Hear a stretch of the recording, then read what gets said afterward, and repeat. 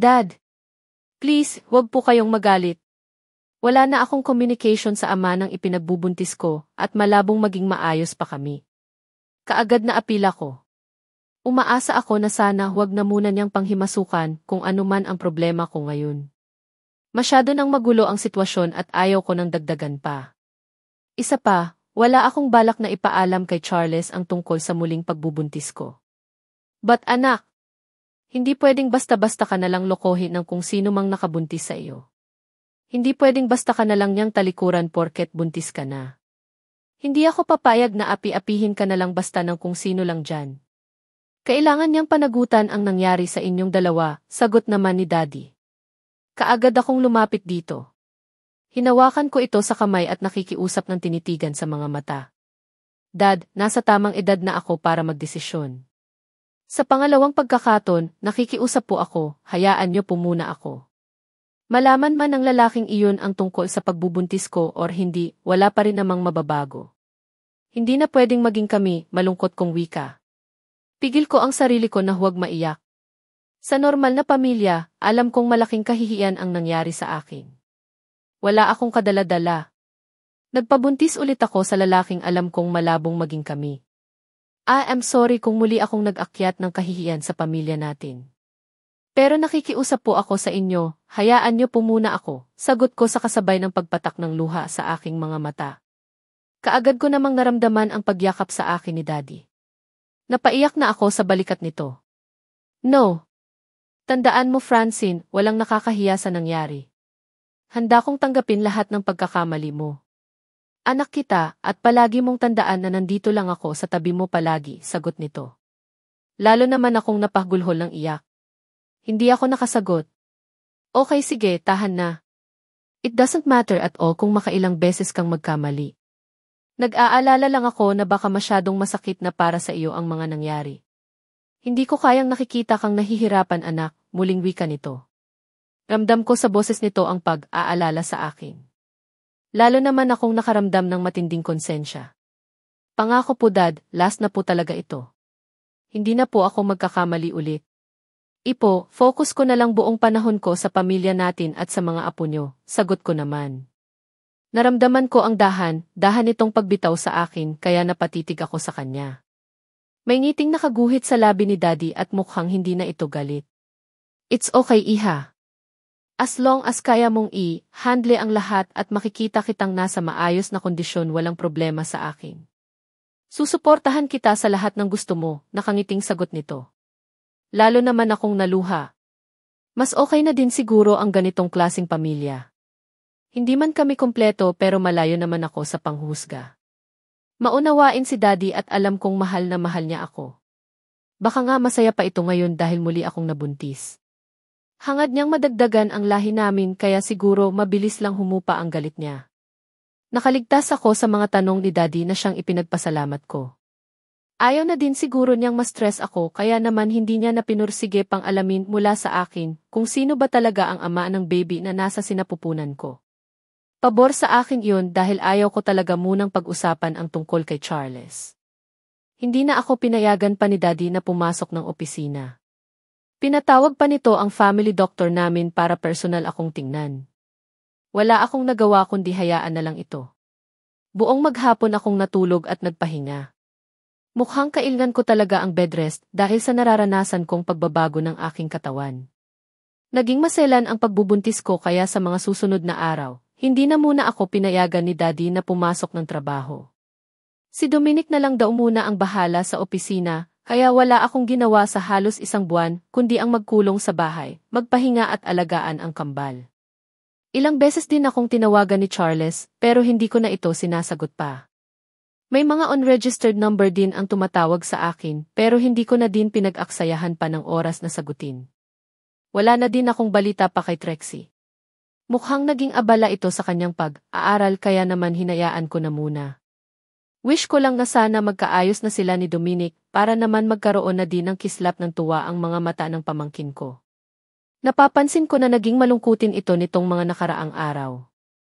Alam kong malaki ang pagkakagusto nito kay Trixie. Kaya lang hindi din siguro niya alam kung paano umpisahang suyuin ito. Kung hindi ilang siguro ganoon kaselan ang pagbubuntis ko, baka ako na ang gumawa ng paraan para magkatuluyan sila. Kahit naman na tumutol ang mga Sebastian sa posibleng relasyon nilang dalawa, wala din naman silang magagawa kung kagustuhan ni Trixie ang umiiral. Iniiwasan ko talaga ang outside world kaya nagkulong ako sa bahay. Gusto ko muna ng katahimikan. Marami namang mga tao dito sa bahay na pwede kong utusan kapag umaandar ang cravings ko. Kasalukuyan akong nasa harap ng salamin habang inaayusan ko ang sarili ko. Ngayong araw ang kasal nila Ate Micaela at Dolph Denver, at kahit na tamad akong lumabas ng bahay, wala akong choice kundi tiisin iyon at umattend sa kasal. Mahalagang papel ang gagampanan ko sa kasal na iyon at hindi pwedeng wala ako. Mahigit 2 buwan na ang tiyan ko at mabuti na lang hindi pa halata iyon sa suot kong gown. Mabuti na din iyon para naman makakilos ako ng maayos. Pagkatapos kong mag-ayos, dahan na akong lumabas ng kwarto at bumaba ng hagdan. Alam na ni Daddy na may dadaluhan akong kasal ngayon at nakaantabay na ang sasakyan at ilang bodyguards na sasama sa akin. Yes, simula nang nabuntis ulit ako lalong naging mahigpit si Daddy. Sa bagay, kailangan ko talagang mag-ingat dahil napakasela ng pagbubuntis ko. Mahina ang kapit ng bata, kaya hindi dapat magpakakampante. Mabilis akong nakarating ng simbahan. Dumating na daw ang bride at nasa isang silid na ito, kaya kaagad ko na itong pinuntahan. May mangilan-ngilang bisita na akong nakikita sa lahat loob ng simbahan. Anumang sandali mag-umpisa na ang seremonya ng kasal, kaya kailangan ko na talagang magkita kay Ate Micaela. Franz, nahinto ako sa paglalakad nang marinig ko ang boses na tumawag sa pangalan ko. Dahan-dahan akong lumingon at kaagad na napangiti nang makita ko si Trixie. Bagay sa kanya ang suot niyang gown pang-abay. Kanina pa kita hinihintay. Kumusta ka na? Nakangiting tanong ito. Tinitigan ko ito. Mukhang hindi ko naman ito nakikitaan ng pagdaramdam sa akin sa kabila ng pagtanggi ko kina Mama Ash at Charles na ipakita sa kanila ang kambal. Ayos lang, ikaw kumusta na? Tanong ko naman. Ayos lang. Pwede ba tayong mag-usap pagkatapos ng kasal? I mean, may gusto sana akong sabihin sa iyo. Sagot nito. Natigilan naman ako. Ano ka ba ang kailangan ni Va at bakit mukhang seryoso siya ngayon? Tungkol saan? Tanong ko kay Trixie. Tinitigan muna ako nito at tipid na ngumiti. Mamaya na lang, sagot nito at nagmamadali na akong tinalikuran. Nasundan ko na lang ito ng tingin. Mukhang alam ko na kung ano ang kailangan nila sa akin. Tiyak tungkol na naman ito sa kambal. Hindi ko na pinagtuunan pa ng pansin at kibit balikat kong pinuntahan si Ate Mica. Magpapakita lang ako sa kanya dahil kanina pa siguro ako nito hinihintay. Franz, finally, akala ko talaga hindi ka na dadating eh. Kaagad nawi ka nito nang mapansin niya ang pagdating ko. Pwede ba namang hindi? Ako ang maid of honor mo kaya darating talaga ako, nakangiti kong sagot sa kanya. Gusto ko sanang makipagbeso-beso dito pero nag-aalangan ako. Baka kasi masira ang make-up niya.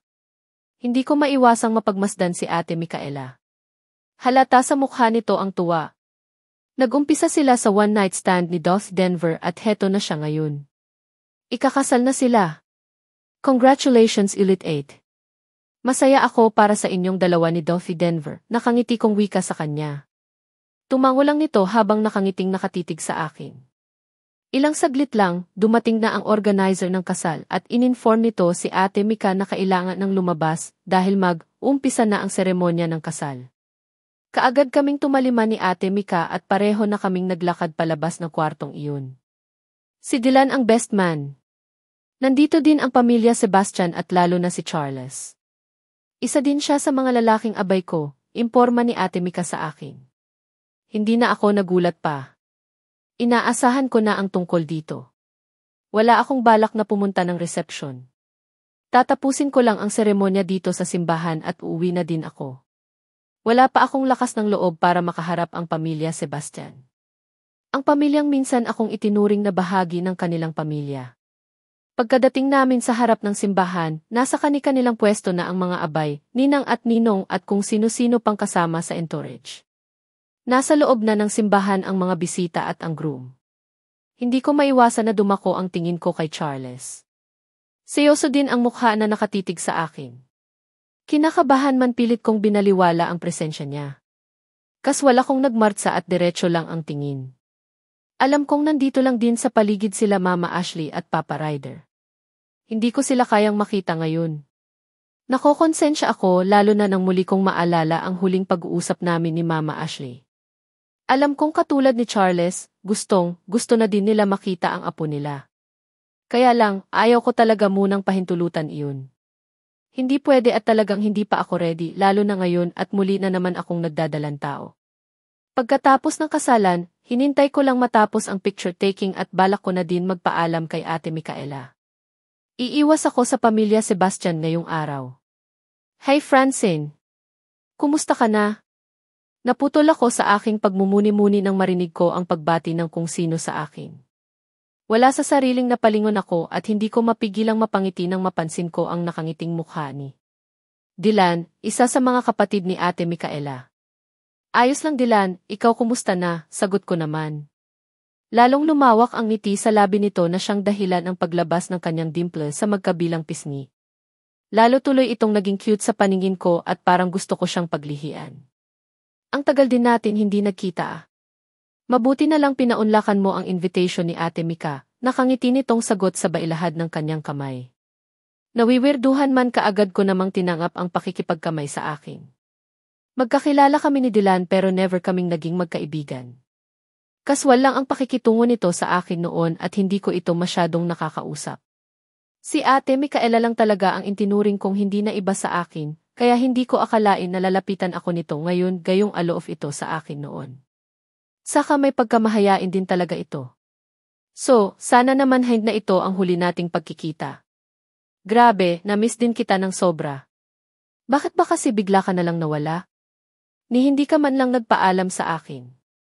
Para naman akong others nito sa iyo sagot pa nito na halata sa boses ang pagtatampo. Lalo tuloy akong nawirduhan sa kanya. Ang natatandaan ko talaga hindi kami magkaibigan. Ano? Teka lang, may lagnat ka ba? Bakit kakaiba yata ang templa mo? Pabiro ko namang sagot. Nagulat pa ako dahil kaagad itong tumawa. Hindi ko tuloy maiwasan na pagtaasan ito ng kilay. Ano kaya nagmeron kay Dylan? Halos 2 taon lang kaming hindi nagkita pero ang laki ng ipinagbago niya. Naging kalog na ito ngayon at parang kay gaan kausap. So, busy pa sila. I think, mauna na tayo sa reception. Gutom na ako at gusto ko nang kumain, maya-maya wika nito. Kaagad naman akong nakaramdam ng pag-aalangan. Wala talaga kasi sana akong balak na umattend sa reception. Kaya lang, nahihiya naman akong tanggihan itong si Dylan. Minsan nga lang itong naging talkative, hihindihan ko pa ba? Sure, convoy na lang tayo. May dala akong kotse nakangiti kong sagot sa kanya. Kagad naman itong umiling. Pwede din. Kaya lang may kasama kayatang driver Sa akin ka na lang sumakay at pasunurin mo na lang sila sa venue, sagot nito. Natigilan naman ako. Mukhang wala talaga akong lusot kay Dylan. Hindi ko maiwasang mapasulyap kina Ate Mika. Abala pa rin sila sa pakikipag-usap sa mga dumalo sa kasal nila. Sa hindi kalayuan sa kanila, nahagip pa ng mga mata ko si Charles. Yes, si Charles at huling-huli ko siya na masama ang tingin sa amin ni Dylan. Kunot noo pa akong nakipagtitigan dito bago ko iniiwas ang tingin sa kanya. Aalis na ba tayo, baling ko kay Dylan. Kaagad naman itong tumango. Yes, wag na tayong makipagsabayan sa kanila. Mahirap ang matraffic, nakangiti nitong sagot kaya naman sabay na kaming naglakad palabas ng simbahan. Saktong pagkalabas namin nang mapansin ko ang biglang pagsalubong sa amin ni Mama Ashley. Nakangiti itong nakatingin sa akin pero hindi nakaligtas sa paningin ko ang lungkot na nakaguhit sa mga mata nito. Kumusta ka na anak? Tanong nito. Pilit naman akong umiti dito at hinalikan ito sa pisngi. Ma! Ayos lang po. Papasensya na po kung hindi na ako nakalapit sa inyo kanina. Medyo late na po ako nakarating, pagdadahilan ko naman. Isang mapang, unawang tango lang naman ang naging tugon nito sa akin. Hinaplos pa ako nito sa pisngi kaya naman pigil ko ang sarili na huwag maiyak. Kung alam lang nito. Miss na miss ko na siya. Miss na miss ko na pag-aalaga nito sa akin. Sa kanya ko naranasan ang pagmamahal ng isang tunay na ina. Mahirap para sa akin ang tikisin ito pero ano ba ang pwede kong gawin? Ina siya ng lalaking nagbigay sa akin na matinding kabiguan. Aalis na ba kayo? Magkita na lang tayo sa reception. Gusto pa kitang makausap, anak. Gusto ka din makausap ng Papa Ryder mo. Wika nito sa akin, sabay turo kay Papa Ryder na kausap ang mga magulang ni Ate Micaela at Dylan. Tango at ngiti lang ang naging tugon ko kay Mama Ashley at mabilis na hinila si Dylan papuntang parking. Baka hindi ko na mapigilan pa ang maiyak kapag patuloy pa akong makikipag-usap kay Mama Ashley. Sakto naman at halos magkatabi lang ang kotse namin, kaya naman kaagad kong sinabihan ang driver na sa sasakyan na ako ni Dylan sasakay patungo sa reception. Wow! Ang dami mo palang kasama ah. Kaagad na untag ni Dylan pagkatapos namin makasakay ng kotse nito. Kibit balikat ko naman itong tinanguan. Yah, kailangan eh. Kagustuhan ni Daddy, sagot ko. Galing ka pala sa big time na pamilya. Huwag mong masamain pero napag-usapan ka namin ang tungkol sa iyo. Tungkol sa naging buhay mo at pagkakaroon nyo ng anak ni Kuya Charles, sagot nito. Natigilan naman ako. So, talagang kalat na pala ang tungkol sa talambuhay ko. Sa bagay, ano pa nga ba ang nakakagulat? Wala na ba talagang pag-asa na maging okay kayong dalawa ni Kuya Charles? I mean, hindi lingid sa kaalaman ko kung gaano kalaki ang kasalanan ng pamilya namin sa inyong dalawa ni Kuya Charles. Mga magulang ko at si Ate Mika ang dahilan kaya nasira kung anumang namumuong relasyon yung dalawa noon, sagot nito. Anong ibig mong sabihin, sagot ko. Simula ng biglaan mong pagkawala, naging malungkutin na si Kuya Charles. Alam kong hindi tayo closed pero gusto kong makatulong. Franz, sana mag-usap kayong dalawa. Kapag patuloy kang magmatigas, baka iyon pa ang dahilan ng pag-iksi ng buhay niya, sagot nito na ikinagulat ko. Ano ang ibig mong sabihin, tanong ko. Hindi ba nabanggit sa iyo ni Trixie? Bumalik sa pagiging alcoholic si Charles. Mahigpit na siyang pinagbawalan ng kanyang doktor na iwasan munang tumikim ng kahit na anong klaseng alak. Akala namin nagbago na siya pero lalo siyang lumala nitong mga nakaraang araw. Inuumaga siya sa mga bars at wala siyang ibang ginawa kundi ang mapakalasing. Kailangan ng pamilya Sebastian ang tulong mo, Franz. Please, kausapin mo si Charles at ayusin niyo kung ano man ang hindi niyo pagkakaintindihan, mahabang wika nito. Mga salitang mula kay Dylan na tumatak sa isipan ko. Hindi ko maiwasan na makaramdam ng matinding pag-aalala. Hindi ko alam na unti-unti na palang pinapatay ni Charles ang sarili niya sa pamamagitan ng pag-inom ng alak. Kaya siguro kapansin-pansin ang pagbagsak ng katawan niya. Kaya pala sobrang lungkot ni Mama Ashley habang kausap ko kanina. Siguro nag-aalala siya sa anak niya. Sa hindi malamang dahilan, bigla akong nakaramdam ng takot. Paano kung mapahamak si Charles? Paano kung tuluyan itong magkakasakit dahil sa ginagawa niya ngayon? Kaya ko ba iyong dalhin sa aking konsensya? Kaya ko ba talagang makita na lumalaki ang mga anak namin na hindi nila nasisilayan ang tunay nilang ama? Sa isiping iyon, hindi ko maiwasang makaramdam ng pinaghalong kaba at lungkot. Hindi pwedeng ganito ako. Hindi pwedeng maging malupit ako. Siguro, ito na ang tamang pagkakataon para makabawi ako sa lahat-lahat ng mga maling desisyon na nagawa ko.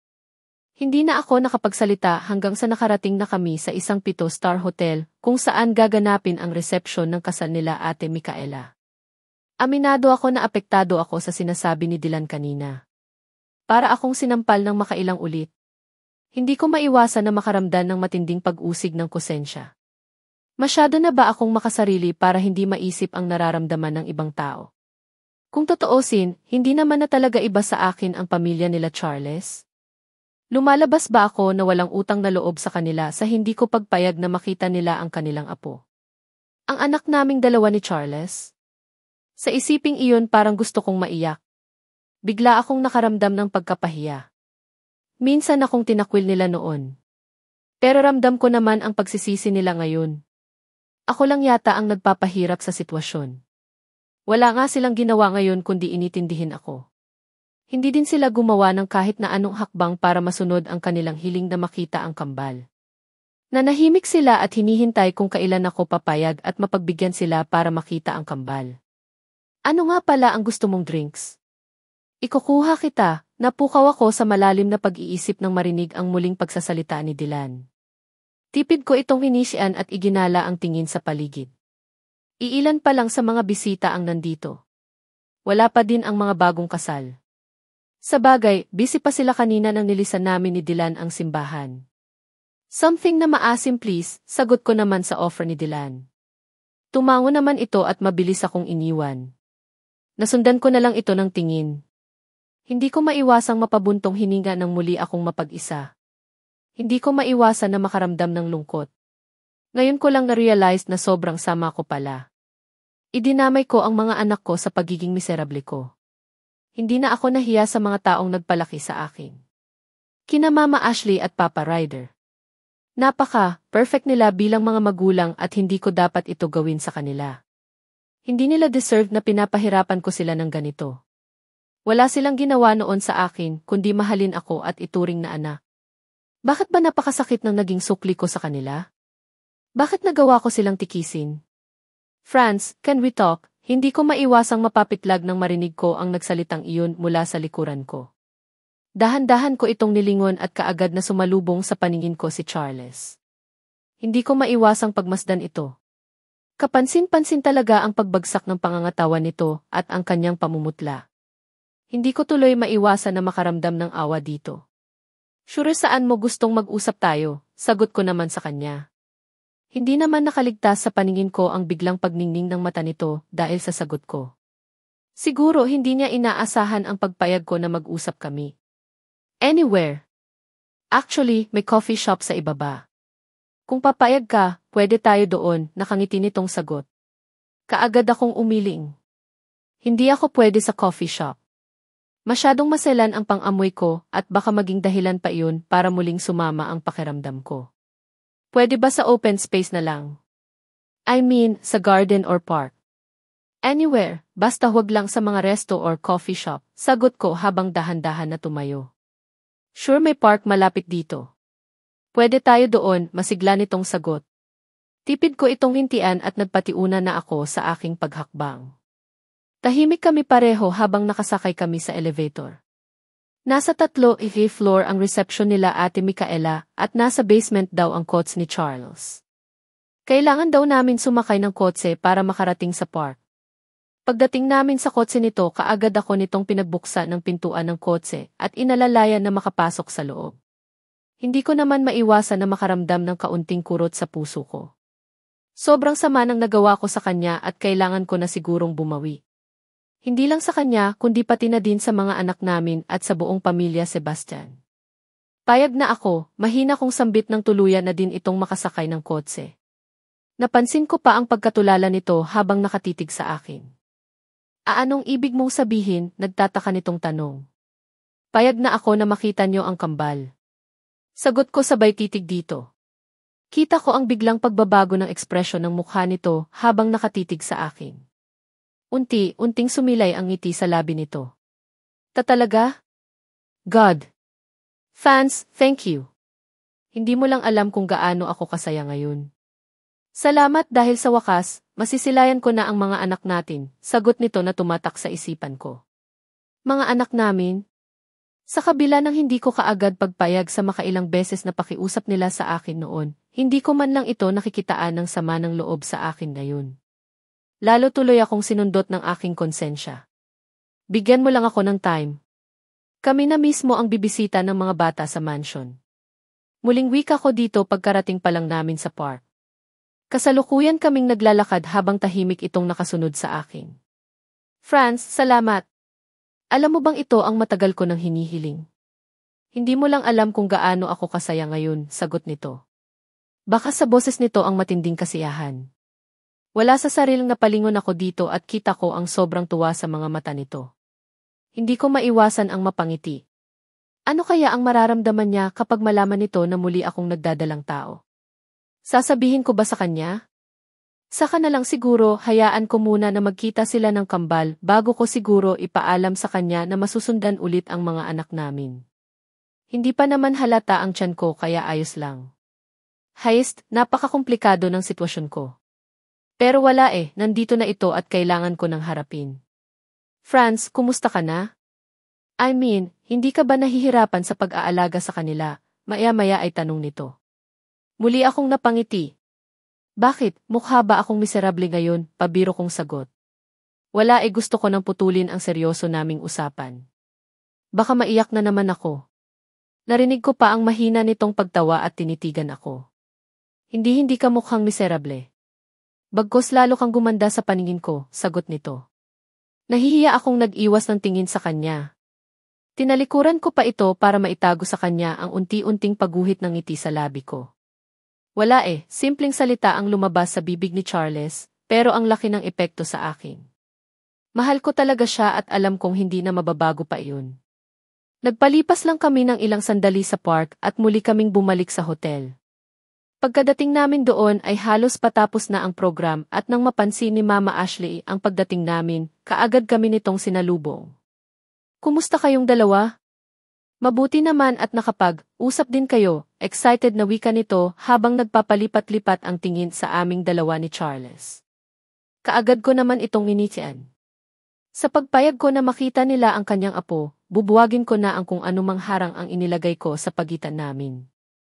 Ma, I miss you po. Sorry, sagot ko sabay yakap dito. Hindi ko na mapigilan pang umiyak. Wala na akong pakialam pa kung nasaan kami ngayon. Ang gusto ko lang ay mailabas ang luha at sakit ng damdamin na matagal ko nang inipon. Ano bang nangyari sa iyong bata ka? Bakit ka ba so sorry? No. Wala kang kasalanan, kami ang may kasalanan sa iyo, kaya hindi ka dapat mag-sorry ngayon, sagot naman ni Mama Ashley habang hinihimas ako nito sa likuran ko. Alam kong sa pagkakataon na ito, umiiyak na din ito habang yakap din ako. Lalo tuloy akong napahagulhol. Hindi po ang damot ko po sa inyo. Ang sama ko po, sagot ko na parang batang nagsusumbong sa ina. Patuloy ang pagtulo ng luha sa aking mga mata at wala na akong pakialam pa kung magkalat man ang make-up ko sa aking mukha. Ang importante sa akin ngayon ay ang maramdaman ulit ang yakap ng taong noon pa man, itinuring ko ng magulang. Ilang minuto din akong nanatili sa ganoong posisyon. Wala akong ginawa kundi ang yumakap lang kay Mama. Gusto kong sulitin ang mga araw, buwan at taon na hindi ko ito nakakasama. Sa isang iglap lang biglang naglaho ang sama ng loob na nararamdaman ko. Ang sama ng loob na kinimkim ko ng ilang taon sa puso ko. Naramdaman ko pa ang paghaplos ng sino sa buhok ko, kaya kaagad akong napalingon. Kaagad na tumampad sa mga mata ko ang nakangiting mukha ni Papa Roger. Yes, si Papa Ryder na walang ginawa noon kundi ang i-spoiled ako. Hindi ito nagkulang bilang isang ama sa akin. Ibinigay niya ang lahat ng gusto ko kahit na hindi niya ako tunay na anak. Sorry, mahina kong sambit sabay bitaw kay Mama Ashley. Nakangiti ako nitong kinabig payakap kaya napayakap na din ako dito. It's okay anak. Ayos lang, tahan na. Tahan na anak ko. Pabulong nitong sagot. Lalo tuloy akong napahagulhol ng iyak. Ni hindi ko na nga napansin na sa amin na nakatingin ang mga bisita. Inagawan pa yata namin ng masayang eksena ang mga bagong kasal. Ang sama ko po, Papa. Ang sama-sama ko po, pilti kong wika sa kanya sa kabila ng pag-iyak. Kumalas naman ito sa pagkakayakap sa akin at tinitigan ako. Huwag mong sabihin iyan. Ikaw pa rin ang anak ko. Sa amin ka lumaki kaya kilalang kilala ka na namin, Francine. Anak kita kaya naman alam kong nagtatampo ka lang sa amin. Sagot nito at pilit na pinapahiran ang luha na sunod-sunod na dumadaloy sa aking pisngi. Ang tagal mong lumayo. Grabe ka pala magtampo, pero kahit ganoon pa man, hindi pa rin pwedeng burahin ang pagmamahal na nararamdaman namin para sa iyo. Para sa amin, ikaw pa din ang malambing naming anak, sagot nito. Parang may kung anong mainit na bagay ang humaplos sa puso ko dahil sa sinabi niya. Malambing na anak. Ganoon ba ang tingin nila sa akin? Sa bagay, mas malapit nga pala ako kay Papa Ryder. Ito nga ang tagabitbit ko ng cake noon kapag kumakain kami doon sa favorite naming restaurant. Ni hindi ko nga ito nakitang nagalit sa akin Simula bata pa ako, lahat ng gusto ko binibigay niya. Naging perfect siyang ama sa akin kahit na alam niyang hindi niya ako tunay na anak. Babawi po ako pa. Promise, babawi po ako, umiiyak kong sagot. Isang masayang ngiti ang gumuhit sa labi nito bago tumitig sa likuran ko bago muling tumingin sa akin. Ayos na sa amin ang muling pagbabalik mo, anak. Masaya na ako na nakikita kang nasa mabuting kalagayan, nakangiting sagot nito. Namumula ang mga mata nito palatandaan na pinipigilan nitong umiyak. Binalingan nito si Mama Ashley bago nagsalita. I think, kailangan na nating magpaalam. Nagiging center of attraction na tayo sa mga bisita. Isa pa, gusto kong iselebate ang pagbabalik ng ating anak, wika ni Papa na kaagad namang sinang-ayunan ni Mama. Mabuti pa nga siguro. Gusto kong masulo ng pamilya natin si Francine. Gusto kong magkaroon ng hiwalay na selebrasyon ang muli niyang pagbabalik, sagot naman ni Mama Ashley. Napapitlag pa ako nang maramdaman ko na may umakbay sa akin. Nang lingunin ko ito kaagad kong nakita si Charles na nakatitig sa akin. Thank you, Franz. Thank you very much, madamdamin nitong wika. Isang tipid ng ngiti ang ibinigay ko dito at sumama na kina Mama Ashley para puntahan ang bride at groom at makapagpaalam na muna. Excited akong makasama muli ang minsan kong itinuring na pamilya. Gusto kong mapunan lahat ng kasalan na nagawa ko sa kanila. Gusto kong makabawi at kung kinakailangan na sa kanila muna ang kambal, papayag talaga ako. Mauna na kayo. Tatawag na lang ako kapag pwede niyo na akong sunduin. Kapag magtanong si Daddy, sabihin niyo na lang po na kasama ko sila, utos ko sa driver ko pagkababa ulit namin ang parking. Gusto kong makasama ang pamilyang kinagisnan ko na walang mga bodyguard na bubuntot-buntot. Gusto kong sulitin ang araw na ito. Pasensya na po, ma'am. Hindi po namin pwedeng sundin ang gusto nyo. Kami po ang malalagot kapag may mangyaring masama sa inyo. Hayaan nyo na lang po kami na sundan kayo. Huwag mo kayong mag-aalala, hindi po kami maging balakid sa lahat. Ang gusto lang po namin masiguro ang kaligtasan nyo, sagot naman ng driver sa akin. Napasulyap ako sa sasakyan nila Mama Ashley. Matyaga silang naghihintay sa akin. Isang malalim na buntong hininga ang pinakawalan ko bago ako sumagot. Sige, bahala kayo. Gawin niyo kung ano ang gusto niyo, sagot ko at mabilis ko na itong tinalikuran. Mga tauhan ni Dominic ang driver at mga bodyguards ko, kaya siya lang talaga ang susundin ng mga iyon. Sa bagay, baka mapagalitan sila ni Dominic kapag susundin nila ako. Bahala na nga sila. Pagkadating ko sa kotse ng pamilya Sebastian ang nakangiting mukha ni Mama Ashley ang sumalubong sa akin. Tinapik pa nito ang upuan sa tabi niya para siguro doon ako umupo pero tumitig ako sa likuran bahagi ng kotse kung saan kasalukuyang nakaupo si Trixie. May driver sila at katabi nito si Charles. Magkatabi sila Papa Ryder at Mama Ashley at dapat magkatabi din kami ni Trixie. Katulad noon. Dating gawin na siyang kaagad naman pinagbigyan nilang lahat. Franz, thank you ha. Alam mo ba na matagal ko nang gusto itong mangyari, kaagad na wika ni Trixie pagkaupo ko pa lang sa tabi niya. Ipinulupot niya pa ang kamay niya sa braso ko. Automatiko naman akong napangiti. Sorry ha. Ako yata ang black sheep sa pamilyang ito sagot ko naman na nagpatawa ng mahina dito. Sa mansion na kami dumiretso. Sobang na-miss ko ang lugar na ito. Wala namang nagbago sa lugar na ito, maganda pa din at hatang alagang-alaga ang buong paligid. Excited akong bumaba ng kotse. Hindi ko maiwasan ang mapangiti. Akala ko talaga hindi na ako makakabalik sa lugar na nito. Akala ko talaga isang magandang alaala na lang ang lahat. Akala ko talaga hindi na darating ang pagkakataon na ito. Pero nagkakamali ako, ngayon ko lang napatunayan na sobrang bait pa rin nila. Nagpahanda ako ng favorite mong pagkain. Sa living area muna tayo habang hinihintay natin ang mga hinahandang pagkain, kaagad na iyaya ni Mama Ashley sa akin. Kaagad naman sumang-ayon ang lahat. Pagdating ng living area para kaming buong pamilya habang nag-uusap. Masaya at wala man lang akong nararamdaman na kahit na anong tampo or galit mula sa kanilang lahat. Para lang kaming bumalik sa dati. Teka lang pala anak, huli nating pag-uusap nag-start ka ng mag-work sa kumpanya ng biological father mo, hindi ka ba nahihirapan? Wala na ba talagang pag-asa na muli ka munang bumalik sa pag-aaral mo? Maya ay tanong ni Mama Ashley na ikinapukaw ng atensyon ng lahat. Sabay-sabay silang napatingin sa akin. Lalo na si Charles na kanina pa hindi inaalis ang pagkakatitig sa akin. Huminto na muna ako, mahinayaan ko na lang muna si Dominic ang mag-asikaso ng lahat, sagot ko. Nahihirapan ka ba? Buti pumayag ang daddy mo, sagot naman ni Trixie. Naman, siya ang nag-suggest na huminto muna ako.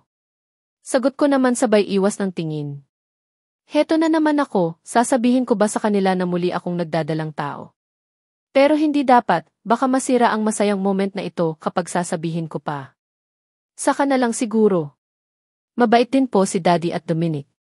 Sila na lang ang natira kong pamilya, amin kadugo ko maliban sa kambal niyo pong apo. Inaalagaan niya ako pati ang kambal, sagot ko. Umaasa ako na bumango man lang sa pandinig nila ang pangalan ng pamilyang pinagmulan ko. Sandaling katahimikan ang namayani sa buong paligid at mabuti na lang at si Papa Ryder na ang bumasag noon. Hindi ko pa sila na-meet sa personal pero sana soon. Hindi sila uma-attend sa mga business forum kaya hindi ko din talaga sila kilala. Pero sana soon, since pamilya mo sila at pamilya mo din kami. Ito na siguro ang chance para magkaroon ng ugnayan ang dalawang pamilya, nakangiting sagot ni Papa Ryder. Sumulyap pa ito sa anak niyang si Charles na parang may gustong ipahiwati. Hindi ko naman maiwasan na mapakunot ng noo. Pagsasabihan ko po sila. Marami po kasi silang alipores na pwedeng gawing proxy. Talaga pong hindi mahilig sa mga matataong lugar si Daddy, lalo na po si Dominic na siyang nag-aasikaso ng lahat ng negosyo ng pamilya, sagot ko naman sabay sulyap kay Trixie. Ito pa ang isa sa mga dapat kong asikasuhin. Ang maging maayos silang dalawa ni Dominic. Pareho silang mahalaga sa akin at gusto kong makita silang masaya. Na kahit sa kanila na lang magkakaroon ng happy ending ang pagmamahala nilang dalawa. Marami pa kaming napag-usapan hanggang sa ininforma na ng isa sa mga kasabahay na naka-ready na ang mga pagkain. Hindi ko naman maiwasan na makaramdam ng excitement. Nabanggit kanina ni Mama Ashley na mga paborito kong pagkain ang nakahanda, kaya excited akong sumunod sa kanila, papuntang dining area. Pagdating namin ng dining area, kaagad pa akong ipinaghila ng upuan ni Charles. Kanina pa ito hindi umiimik habang nag-uusap kaming lahat sa living area. Wala itong ginawa kundi titigan lang ako na siyang pilit ko namang binabaliwala. Kumain ka ng marami anak ha? Pansin ko, parang nangangayayat ka. Masyado ka bang pinapahirapan ng mga bata? Don't worry, ngayong maayos na ang lahat, tutulungan kitang alagaan sila, nakangiting wika ni Mama Ashley, habang inililibot ko ang tingin sa mga nakahandang pagkain sa mesa. Hindi ko maiwasang mapakunot ng noo nang bigla akong nakalanghap ng masamang amoy. Gosh, heto na naman, alam kong walang mali sa mga pagkain na nakahain, pero parang bumabaliktad na naman ang sikmura ko. Hindi ko tuloy maiwasan na mapatayo habang nakatakip ang kamay ko sa aking bibig. Nagtataka naman na napatingin sa akin ang lahat. Hindi ko na pinansin pa iyon. Dali-dali akong tumakbo at hinanap ang banyo dito sa kusina. Pagkapasok ko sa loob diretso ako sa toilet bowl at kaagad na sumuka. Halos wala akong maisuka dahil tanging orange juice lang ang laman ng sikmura ko. Iyon lang kasi ang tinatangap ng panalasa at pangamoy ko. Napakahirap ng ganitong sitwasyon.